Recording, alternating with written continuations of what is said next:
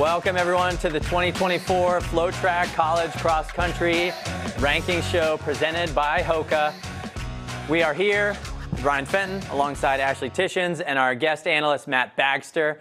Ashley, big week this week because it's our first week of our rankings. We had our preseason rankings come out about 2 weeks ago. We've had a little bit of action over the last 2 weeks, so some slight movement. We're still early in the season, but really excited for week one of the actual rankings to get launched here. Like you said, just some slight movement. It's still, only middle of September, but I'm excited for us to break down where we have seen some of that movement in our basically our week one rankings here. Speaking of movement, Matt, Flagstaff, what have you been doing out there? Did I hear there was a cross-country race in your little past here the last few weeks, or what? Yeah, so we had the George Kite Classic, which is NAU's home opener here in Flagstaff, and it's actually our only meet here in town. And so I lined up with some other alumni who had just recently been inducted into the NAU Hall of Fame for our 2016, 17, and 18 national championships.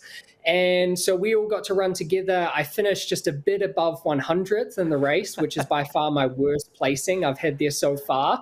But it was a lot of fun. It's always fun to compete in a home meet and to have the community out there supporting us. Nice. You decided to opt out of just getting with the guys up front, rubbing elbows?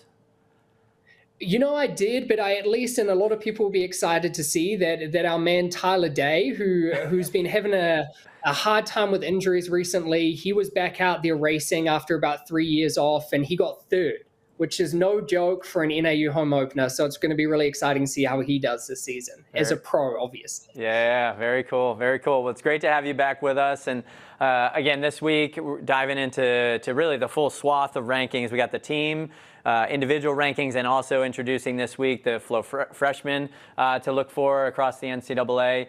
And also, we'll have a special guest, Sean Carlson from University of Colorado. Ashley, you were just out there with Brian, filming with them. Yes. For really a full day, wasn't it? Goodness, I mean, we were with the University of Colorado with Sean Carlson and the crew, 7 a.m. to 6 p.m.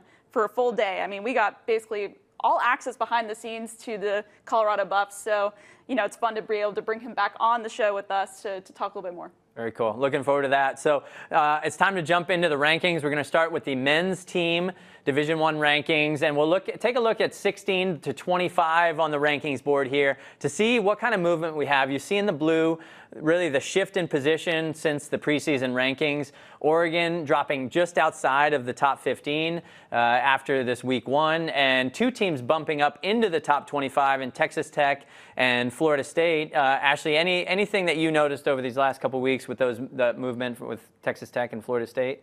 Yeah, for me, I think Texas Tech is the biggest mover here, right? They were 27, now moved to 23, and this is the first time we're seeing I'm calling it the new look Texas Tech. They bring in a lot of international recruits. I think of Solomon Kipchoge, who's a 59-minute half marathoner coming in for the Red Raiders, so he's going to play a big factor. And so seeing them now moving up to 23rd, I think they're going to be a team to watch going forward.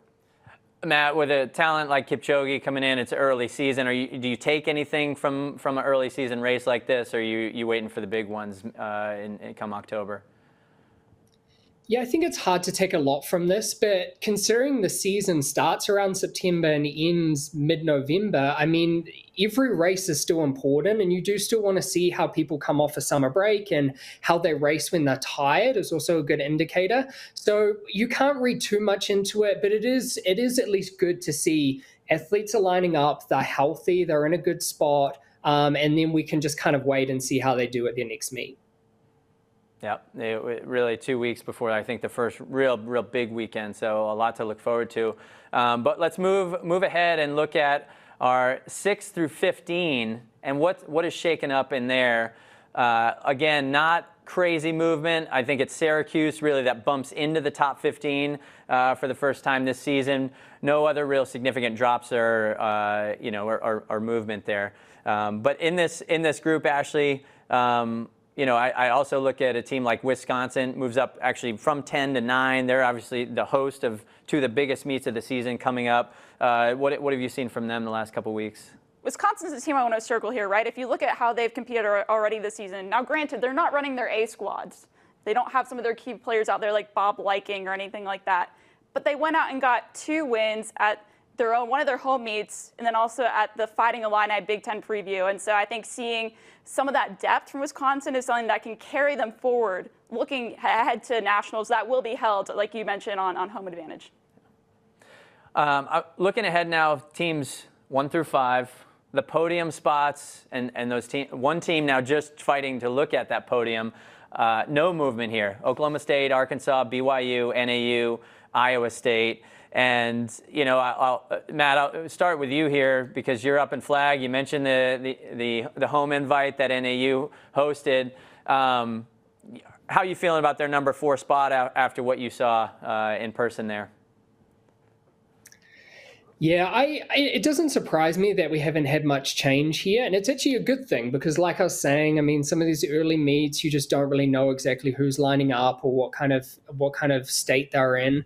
I honestly really liked watching NAU's home opener and seeing David Malaki out there in the front. I think it's super exciting, especially when you're looking at an altitude program, when you have someone who's coming from a school, Florida State, that is not at altitude, and that athlete transfers to a school at altitude, and they can win their home opener at 7,000 feet. I mean, I think that's super exciting for NAU. And like we were talking on the last show, like, I mean, you kind of need low sticks. And NAU right now is trying to figure out who their low stick is. And so maybe David Malaki is gonna be that one. And doesn't surprise me that we haven't seen any movement for the other teams as well. It's only going to be once we really start getting into the meat of the season that we'll see some changes.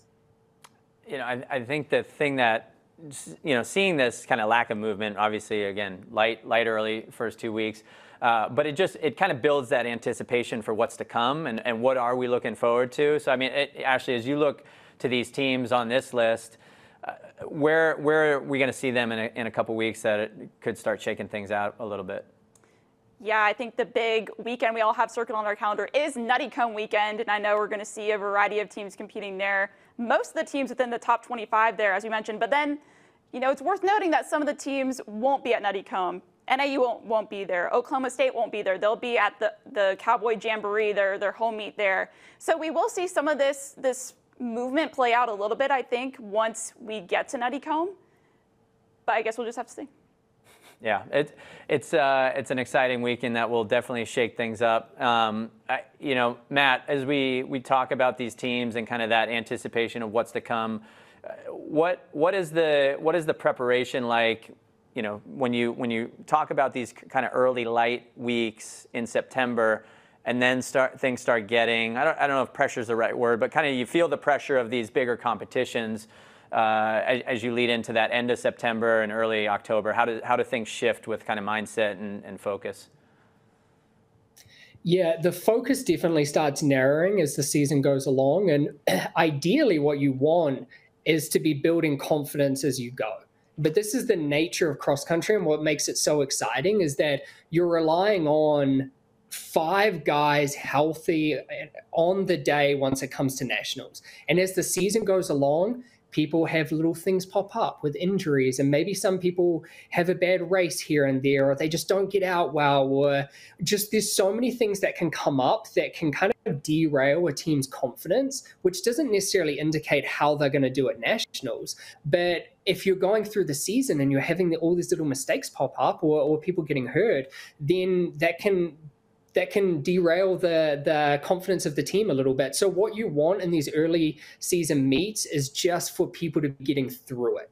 Coming out at the other side okay, coming out of it happy, excited for the next meet. That's all I ever wanted to look for when I was on NAU, was just good forward momentum up until once you start getting to conference weekend, and then things will start shifting. Yeah, a lot of excitement to come, and just, you know, one caller here with Oklahoma State sitting in that top spot. You know, NAU obviously having that run really from 2016 to 2022 with such success. Oklahoma State had kind of a mini time to shine from like that 2009 to 2012. They won 3 out of 4 titles. The one year they didn't win, they were second. So they win last year. They're ranked, you know, in that number 1 spot now. So it's, you know, Dave Smith, is he trying to make a push for another kind of mini run to add to his legacy at Oklahoma State? Really excited to see how that materializes over the course of the season. So But with that, it's time to talk women. And as we look to our women's team rankings, 16 through 25, again, not a ton of huge movement from preseason to now. A little bit. I mean, I say that, and really we got to call out. I think the big one here is Gonzaga, right? Sure. Who was in the top 25 come preseason, but has jumped 7 spots into that number 18 slot. And Ashley, over the last 2 weeks, what do we place on Gonzaga to see that movement? Well, I know they have won 2 meets, in just the first couple weeks of this season. They won the Cougar Classic, and they also won Clash of the Inland Northwest. And then I think also, too, they have some good incoming talent as well. They have a freshman, Logan Hofstede, who is the runner-up, out there at the Cougar Classic. And I think she's going to be one to look forward to. Again, she's just a true freshman, and for her to go out there and to finish the way she did, I think she's someone that, hey, we need to have her on our radar going forward. I believe she was top 10 at NXN last year as a high school senior. So if you had her into the mix, I think that makes Gonzaga a very dangerous team going forward. Yeah, Washington native. She was number 9, actually 9th place finisher at NXN. So really exciting to see that early result for her. And as we'll jump now to our 6 through 15 spots and see our movement here. Just a little bit of shuffling with only one new addition in the top 15 there, when Utah Valley moving up 4 spots. And that comes after their 2nd place finish, I think, to BYU at the Autumn Classic. With I think one finisher there, pretty notable, that broke up that BYU squad from a perfect score. I believe that was Oakley Olson. Kind of love the name there, but yeah, she broke up that what could have been a perfect score there for BYU at their home meet. But again, I think we, kind of what Matt's already said prior to this, it's hard to judge some of these just because you aren't necessarily always racing your full squads. We're just trying to get the ball rolling here, right? But I think for a team like Utah Valley, you get some confidence, right, by competing against teams like BYU, and you get confidence by going forward and getting some of these runner-up places. So I think they're in a good spot here going forward. We saw Arkansas drop about 5 spots, in the last slide, 16 to 25. Oklahoma State dropped 3. So Matt, just on the early season, when you start seeing your rankings drop or move a lot, how much are you paying attention to this? I mean, you guys were more, are we number 1 or number 2 back in your day? So I don't know if you had to deal with we're in the top 15 or not, but just curious, from a team perspective, how much are you dialed in on that movement early season? You honestly, you don't want to, as an athlete, you don't want to dial in on it too much, and not to make what we are doing sound redundant, but as an athlete, you almost want to tell yourself, whether you're in a good place or a bad place, that rankings don't matter, because rankings are going to change, and you don't want your team's confidence to change based on where you're ranked. It's okay for you to move back some spots or move forward some spots. All that matters is that you're in a good place once it comes November. So yeah, the rankings were something we never focused too much on, but I think as someone now, myself, who's a supporter and who's excited about this cross-country season, I love seeing the rankings. I love seeing all this movement and seeing where teams are. I actually find it really interesting seeing a team like Tennessee. I think this is a perfect example in the women, where when you have a head coach that moves kind of almost right before the season is about to start, sometimes that can lose a little bit of momentum for you. So it's going to be really exciting to see Tennessee hopefully kind of build some of that confidence back and move themselves back down the list again. But yeah, there's a surprising amount of movement on this women's side, if I'm going to be perfectly honest. Well, let's see if that movement transitions into the top 5, and we'll take a look here. NAU still sitting on the top spot. Washington, number 2. NC State. So no movement out of the top 3, but a new name into the top 5 this week in BYU, just in front of Oregon. We mentioned their home meet there, Ashley, where they almost had that perfect score. What do you like about BYU early? BYU's a team that going into the season, I was like, they really need to be within that top 5. And I was a little upset when I didn't see them in that top 5 to begin with.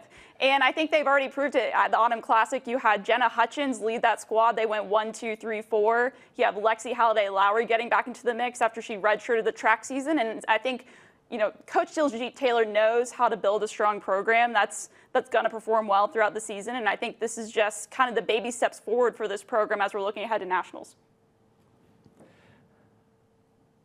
Matt, and on this top five, any surprises there with you with BYU moving into that spot? No, not surprised at all. I mean, the BYU program, both men and women, are in such good hands that you just know they're gonna be ready when it matters. With Coach Tajit Taylor and with Ed Eyestone, that doesn't surprise me at all. Seeing them move up, I was probably surprised that they weren't there to start off with. And then with the NAU team, I mean, NAU's home opener isn't necessarily the most competitive meet in the world, but for them to have a close spread of 10 seconds amongst the top five shows that this is a team that can run as a pack, and that's what they're going to want to throughout these meets later in the season. That's what they're going to want to do at nationals, because I think that gives them a really good chance of being on the top of the podium there. Any vibes that you're getting out of Flagstaff from where these ladies sit right now? I mean, they're coming off their first ever runner-up finish last year, and now having that #1 designation in the country. Is there any vibes again coming up out of the Flagstaff that you've seen or felt? I think the biggest thing with them is just trying to be patient and just not treating this season as if it were last season. I think that's the trap that a lot of teams get into. When you have success one season, that you want to replicate all of that the next season, but you're also doing it with sometimes a different team. And so what I'm seeing from these women at the moment is, honestly, from that George Kite Classic, is they're just going out and having fun. They're just going out there, they're racing, they're enjoying being around each other. And then as we start getting a little bit further into the season, I mean, it's just natural. The pressure will start building, and they're going to have to really dig and grind to be competing with some of these other teams. But I think they're in a really good place right now. Well, we've talked a lot about teams, and one team we haven't really called out is a team that sits number 20 in both the men's and the women's side, and that's the University of Colorado. And we do have, as we mentioned on the top of the show, a special guest today, our first guest on the FloTrack College Ranking Show. That's Sean Carlson from Colorado, again, who Ashley you got to see and spend some time with. So we'll get Sean on the show and hear a little bit about what they have coming up this season. Sean Carlson, Director of Track and Field and Cross Country at University of Colorado, CU Boulder. Our first guest on the FloTrack College XC Ranking Show. Welcome to the show, Sean. How you doing? Doing great. Thanks for having me. Well, we got a lot to talk about. We had a recent visit from FloTrack, so we really got a lot of inside scoop, as you're aware. But really, starting off, it's your first year at Colorado. Really, I think you and I talked before we went live here. Your first 6 or 7 weeks, right? You're still getting your feet wet, but you're taking over a program that has so much history, a lot of success, a lot of accolades, big name athletes that have come out of it. What does it mean to you to take the helm of a program like this, and why was now the right time for you? Yeah, I mean, it's humbling. Even when I was growing up, Colorado was kind of the powerhouse, and so it's certainly a special place to be, and it means a lot. And I want to honor the tradition that's been before me, and continue to keep this as a nationally relevant program in terms of competing for titles. So yeah, I'm really excited to be here. Everybody's been very welcoming, and it means a lot. Now, prior to Colorado, obviously you spent 10 years at Notre Dame and then 2 at Tennessee as well, finding success at both. What do you think you've learned the most so far in, your coaching career during that time? And then how do you hope to bring those learnings over to Colorado as well? Yeah, I mean, every place you're evolving and learning how to continue to develop young men and women. But I think, one of the really fortunate things for me is, Notre Dame had been a very historically successful program, over time. And my first year there, they were 14th in the region, which is, not kind of the standard there. And by the time I left, they were 2nd in the country. And so I had an opportunity to help build that into what it was. And then when I went to Tennessee, same thing, a historically successful program, great tradition. But when I got there, neither gender had qualified for the national meet, and it was about 20 years.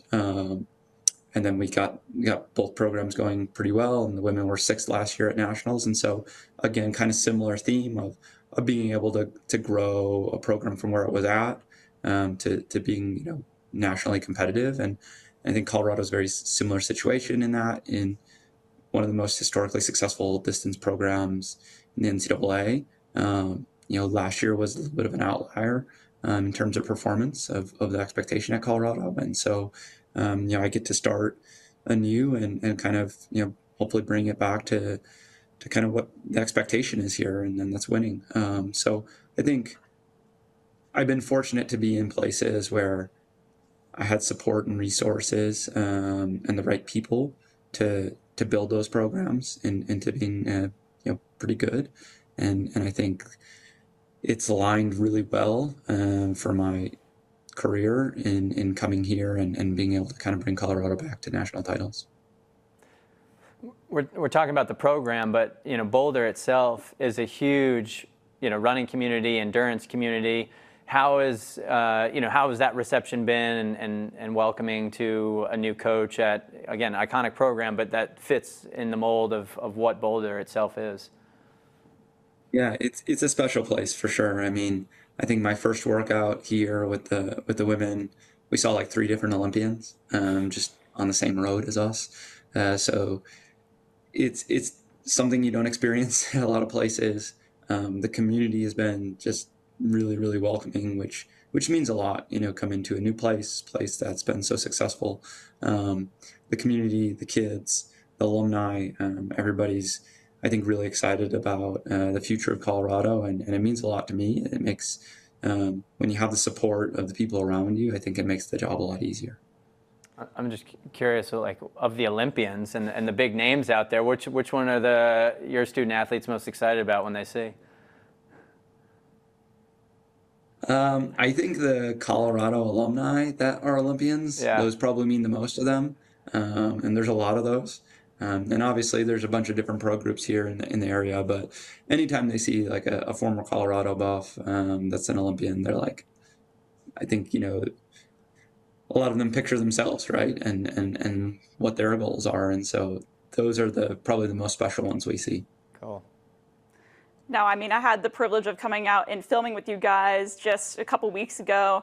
And I think one of the biggest takeaways I had from that experience, just observing you coach and going to the workouts, was you're emphasizing all the little things, right? Like, get your 8 to 9 hours of sleep. You kept emphasizing use the slant board too as well, and stretching and all that. For you, like, how does emphasizing those small but important things, how does that play a part in how you coach and how you develop your athletes as well? Yeah, it's a couple layers, right? Everybody has this big goal, and they're at one place, and their goal is a lot of steps beyond where they're at typically. And I think it can become overwhelming when you're only focused on that one big goal, as opposed to the little steps along the way in that process of getting there. And if you're focusing on just, hey, I need to do exactly what I need to do today, meaning stretching and sleeping and taking care of my body after the workout, all of a sudden those little steps add up to a bigger picture. And then those big goals become very, very realistic and very manageable to, I think, process.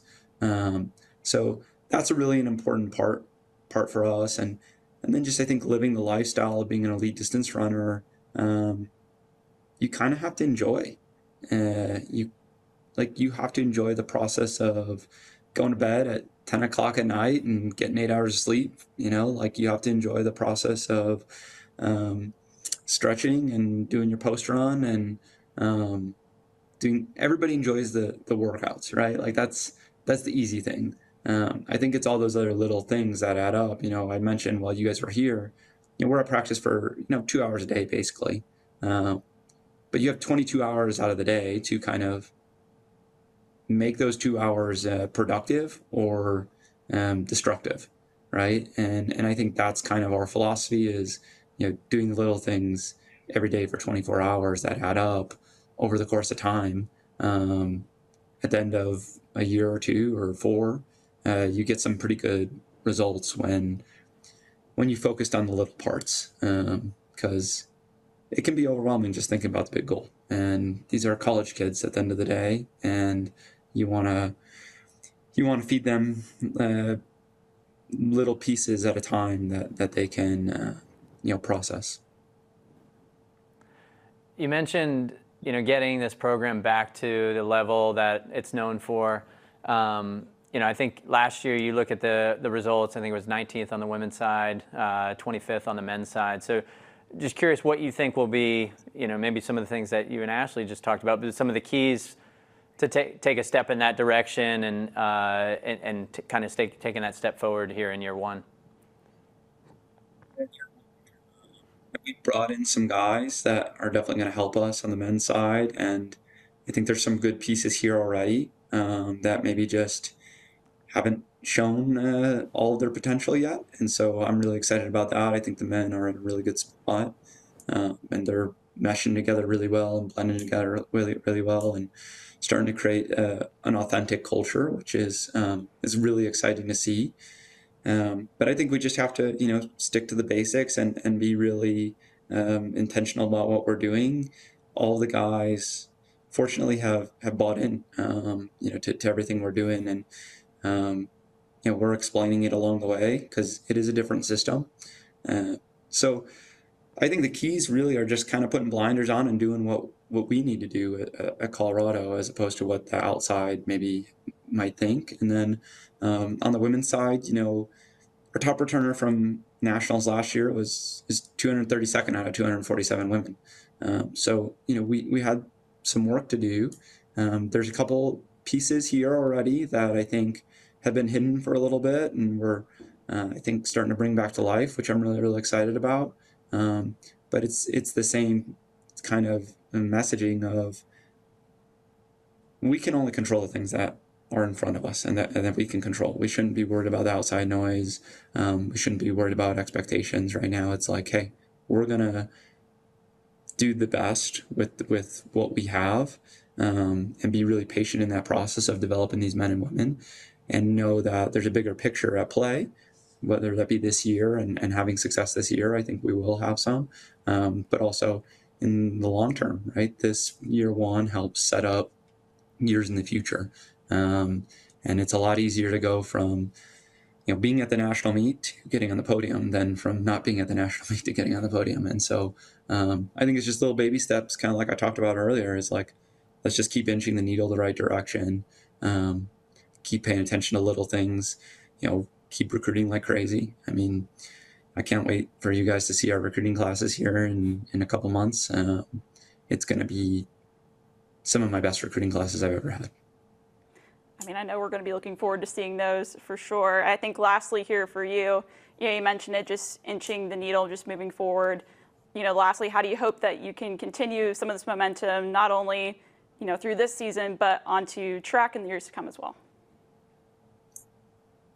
Yeah, it all comes back to having the right people in your program that want to be good and that want to live the lifestyle. And if you have those pieces, everything else gets a lot easier. And I think we do already have some of those pieces here.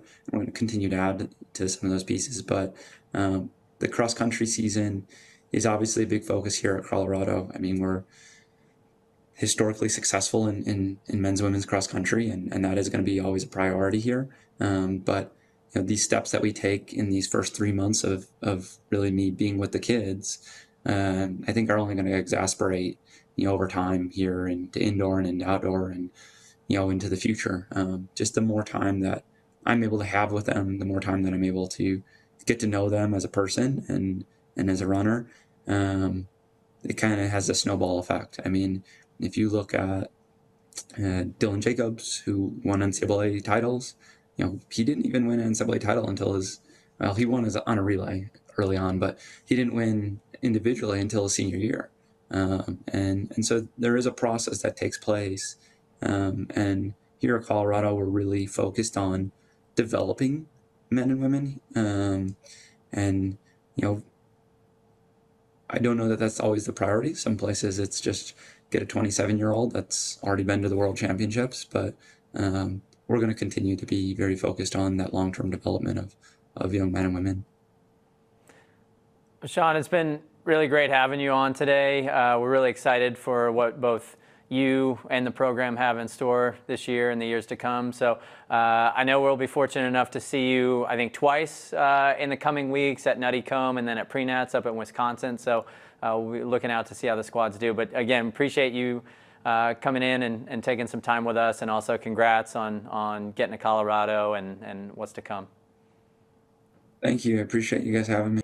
So really special to have Sean with us today. I mean, Colorado really holds a really close place in the heart of FloTrack here. I mean, you see over my shoulder, the van on the wall here. When we started the company and took our first road trip around the country, Colorado was one of the first places that opened their arms to us when Wetmore was there, and we got to see Golden Hill and all these places, Magnolia Road. So it was. It's been really interesting to see this transition with Sean, and Ashley, having just been there, I'm curious what you noticed, just as kind of the fly on the wall, insider, seeing it for the first time. I think the biggest thing that stood out to me was just how good of a vibe it was. There was just so much positivity in the air, and these athletes are having fun, right? We went on a day where we saw both the men and women run a bunch of 1Ks. I mean, we're talking like 15 1Ks. That's not fun for anyone, even when they're not super fast. But the women were smiling and laughing. They were joking with me. They were joking with our crew.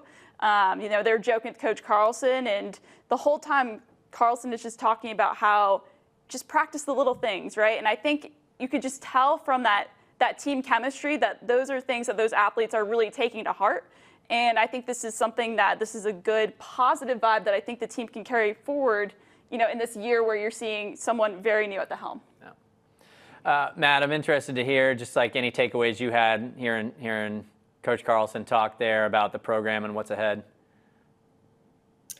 Yeah, I really like where he's coming at with this program, that he's likening it to the last two programs he's been at, Notre Dame, Tennessee, where he talked about those were two programs that are historically strong and as distance running, but they kind of needed to get themselves back to the top. And Sean really helped them with that. He really helped them become nationally ranked or on the podium programs. And he's looking at doing the same thing here with Colorado. As we're talking about with our rankings, Colorado's ranked a little bit further back right now. And as Sean Carlson pointed out, I mean, they do have to look big picture, that this might be a bit of a journey to get the team back to being on the podium at nationals, but he does want to see them be back on the podium. And one of the quotes he actually had, which I thought was funny, especially when you take it out of context, is everyone enjoys the workouts. Those are the easy things. And I thought, what? That's the workouts are the hardest thing,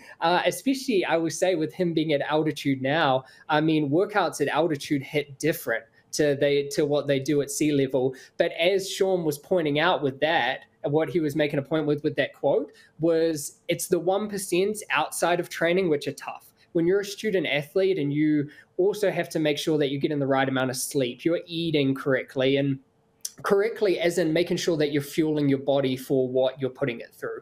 And so he just really wants to make sure that his teams are doing all the right things, that they're coming to practice, and like you're saying, actually, that they're happy and that they want to be there. And this is a fun environment that I'm sure Colorado has been in the past. So I think they're definitely in safe hands with Sean. Yeah, it's going to be interesting to see. I mean, just a program with that kind of history, and just the location. We talked about Boulder and what that means in the world of, the endurance community and running in general is, it's for a recruit and a coach that is trying to recruit the top athletes, it's definitely a gem of a place to be. So he's hinting towards some big announcements with some of his recruits and the announcements to come. So really looking forward to see what those are and where this shapes up for them. But the team discussion is now in the books, and it's time to move on to our top individuals. And we'll start with our men, looking at the NCAA D1 men's top 10 list. And here we go. A little bit of movement here. Not a lot of changes in the top 9, but we do have a new addition with Casey Klinger moving in from BYU. And Casey Klinger, a guy who's been around for a while, comes in with a ton of experience. What have you seen, Ashley, just what early season for him? I mean, shoot, I think last year the biggest question it was, is Casey Klinger racing? He did not race last cross-country season, but he ran track.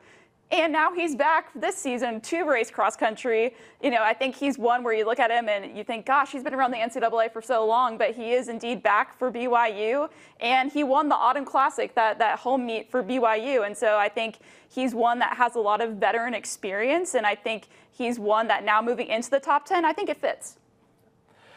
Well, you know, again, not a lot of movement and changes. You know, Matt, I'm curious to get your perspective on this thing specifically. But and Parker Wolf, just snubbed again here? Now he's not is he just only not number 9, but he's dropped out of the top 10 from where he was preseason. So now he sits number 11.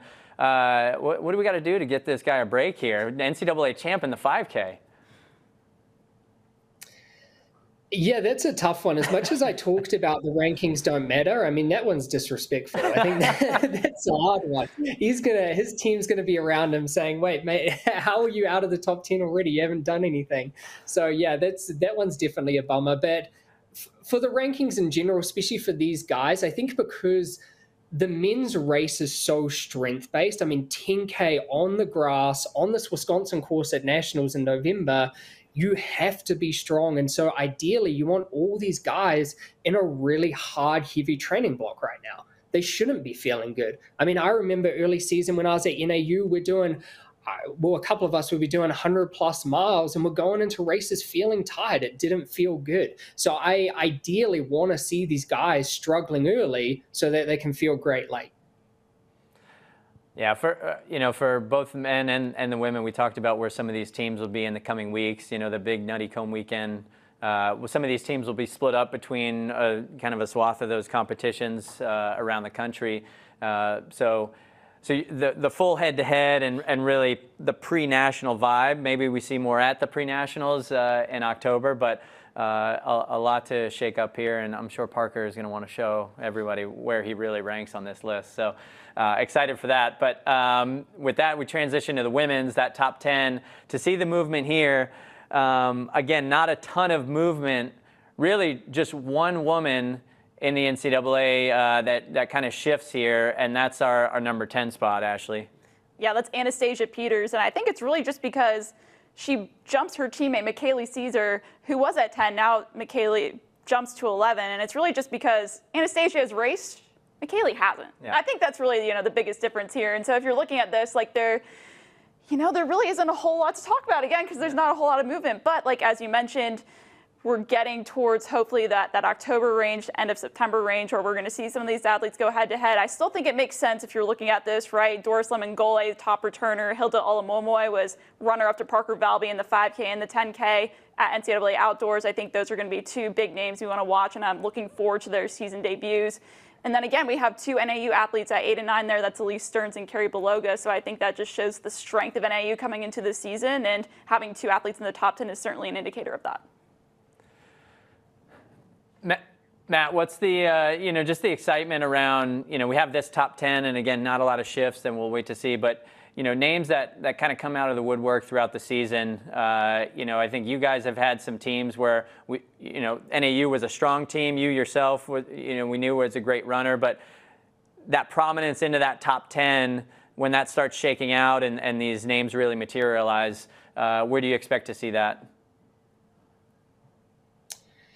Yeah, I think a lot of these early season women's races are so difficult to predict how the women are going to do later in the season, because sometimes they're short as well. I mean, you look at the NAU home invite, it was 2.5 miles, which is barely a race. That's a very short workout, but it's still exciting to see a couple of NAU athletes there. And as you're looking at athletes who are going to start creeping into the top 10 later in the season, I think because the women's race is short, as I was saying, 6K, that really starts feeding into some of these milers, these 5K athletes.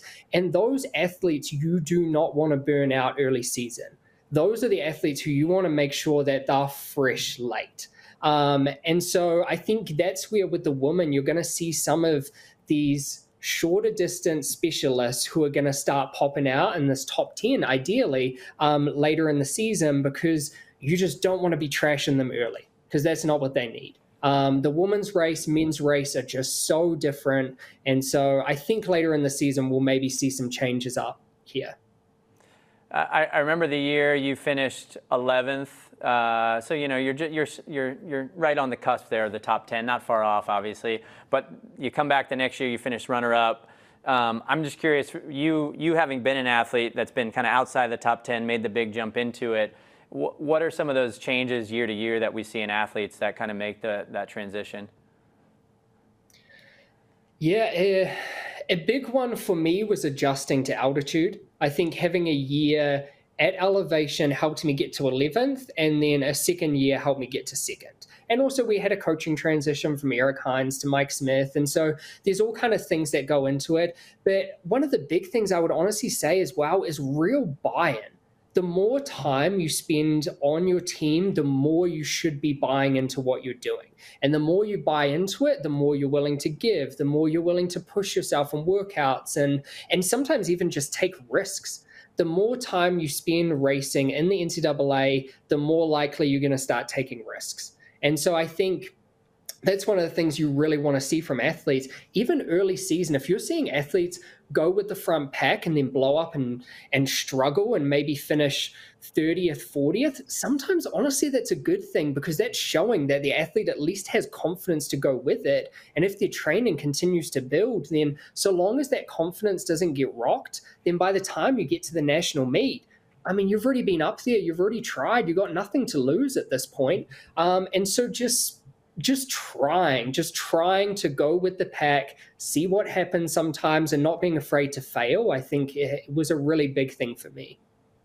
Yeah. It's always one of the exciting kind of storylines of the season to see what athletes make those big jumps from year to year. So now we'll take a look at some of the top freshmen in the NCAA that we'll be looking out for this season. Always one of the fun storylines of the season, who is going to emerge as that next young talent. So we'll start on the men's side. Ashley, who are some of those that you have to spotlight this week? I think looking at some of the top true freshmen coming in, Ethan Edgeworth's the guy that I have circled. He's running for Colorado. Again, we talked to Coach Carlson earlier. But you're looking at Edgeworth. He's from Cold Springs High School in Alabama. He ran 14:34 as a high school senior to win the Alabama State meet last year. That's no joke for 5K. He didn't necessarily race the best when it came to the nationals at NXN, but he definitely proved his talent during the track season as well. He ran 4:02 as a high school senior. That's also no joke. And he ran 8:38 for 3,200 meters. And from what I heard, just observing and then seeing and hearing from Coach Carlson out in Colorado, he's adjusting pretty well to altitude, which for a true freshman to be doing that, I think that says something. So I think he's going to play a big impact for Colorado this year. Yeah, Matt, you hear someone, you've kind of honed in on the altitude piece of the conversation, a few different segments here today. So here in Alabama to Colorado, and sea level to altitude for a freshman, what do you think about when you hear that about Ethan? Yeah, seeing that he's adjusting well to being at altitude is key. Sometimes the danger of that is you see an athlete and you're like, oh my gosh, like you're saying, Ashley, that, oh, wow, he's running so well and his workouts are going so well. So sometimes you can get a little eager as a coach and want to put them through more than maybe you should, because this is also a freshman who is wanting to prove themselves and is wanting to be on a top 7 and traveling and all these exciting things of when you first come to college. So I would actually say the hardest thing as a coach is to kind of hold yourself back and appreciate that, hey, this is still a young athlete and we want this person to be good in years 3, 4, possibly 5, depending on what they do eligibility-wise. And so you also want to be safe with them. And because when you first come up to altitude, sometimes you adjust well and it feels great. And then sometimes that also transitions into you burning out a little bit. So, but I think the good thing is that Ethan is in good hands with Sean. We know Sean's a great coach and we know that he's going to do all the right things. And so I think it's going to be really exciting if we see him open up and really get after it this season or at the very least in the years to come. Ashley, other than Ethan, any call outs on the men's side for freshmen to be aware of? I think one more guy I'm really looking forward to seeing is Nathan Neal out at Washington, true freshman again. And he's one that ran 4 flat, almost broke the 4-minute barrier as a high schooler. He was one of those top guys in that top 5 at NXN. He's a guy that just knows how to perform on the national level when it counts, right? Like, I think going into NXN, I remember he wasn't necessarily a guy that a lot of people were considering to be among those top guys at that race, but he finished it really, really strong. And I think he can use a lot of that strength going to a team like Washington, where they have a history of building milers and just building depth at, that distance level. And so I think he's going to be one that could potentially have an impact as well. Well, now we want to look at the women and some of the top freshmen on the NCAA scene. So, Ashley, I'm going to ask again, spotlighting this week, who are you most excited about early season right now? For me on the women's side, it's an easier question who I'm excited for. I think no doubt in my mind, Allie Zealand is going to be one of the top freshmen in the country. Now, she is running for Liberty, which is not a team that is necessarily being looked at among those teams going to NCAAs. However, if you look at her resume, what she did in high school, 430 miler, runner-up at Foot Locker, among the top 15 at NXN. She's a 1630s girl for 5K. And all season long, from cross country to outdoor track last year as a senior, she proved that she's super consistent, right? And I think if you look at someone who, she broke the high school national record in the mile before it was later broken by Sadie Engelhardt at the same meet in a different heat. But I think she's one where if you're doing that at high school and can transition well to your freshman year of college, I think she's one that could succeed for sure. Man, I remember that race. You own that record for a moment in time, only to get it taken away. But still, just that accomplishment was amazing for her. Matt, looking at Zealand's, where she's coming from out of high school and into the season, what are you taking away there? Yeah, I think usually when you're looking at the times that people have run, you kind of want to see that they're also strong, because this is cross country. And so as we're looking at Allie Zealand, she's done both. She's fast and she's strong. And I also watched that 430 mile, and I certainly, incredible accomplishment, but man, I would have loved to see her and Sadie in the same race. That would have been so much fun. But I think she's going to be in a great place, and especially with the women's races, as I was saying, it being 6K, that can give a genuine chance to some of these strong milers. They can really step up and handle that distance. And so I think Allie's going to be one to really watch for. And I think if we get to see her race over the season, I think she's gonna get after it. And some history there at Liberty. I think of Josh McDougall, Sam Chalanga, former national champs from Liberty. So she comes with a little bit of history and excitement at Liberty that she'll build off of and I'm sure learn from as she goes. But Ashley, any other frosh on the women's side that are in your mind right now? It's hard to sometimes to look at these freshmen, I think, because a lot of these freshmen, they're going to redshirt, right? They're going to run unattached. They're not going to necessarily compete for their teams, but I think there's still athletes we need to consider and look out for. You have someone, to me, like Rachel Forsyth, who's an incoming freshman at Michigan State. She ran 16:07 as a high schooler. 16:07 for 5K even in college, that's a very solid level there for cross country, and she's listed as redshirt unattached on TFRS, but I think if we can just see her get some experience racing at the collegiate level, even when she's not necessarily, trying to compete for points for her team, I think she's going to be one to watch. Yeah, and some of that shakes out as the season goes. Maybe you start with the idea of a red shirt in mind, and then all of a sudden, hey, they're competing at a really high level, and we need them for conference or to qualify for the national meet. So we'll see how that shakes out. But week one, we are in the books here with our first round of rankings after official competition over the last few weeks. Again, we have really two weeks to go before some of the larger invitationals around the season will start shaping up this really the ranking scene and what it's going to look like across the conferences, the regionals, and as we look ahead to the NCAAs. So our next show will be out on next Monday, and we are excited to analyze what happens after this coming weekend. But for myself, Ashley, Matt, thank you so much for joining us, and we will see you in 1 week.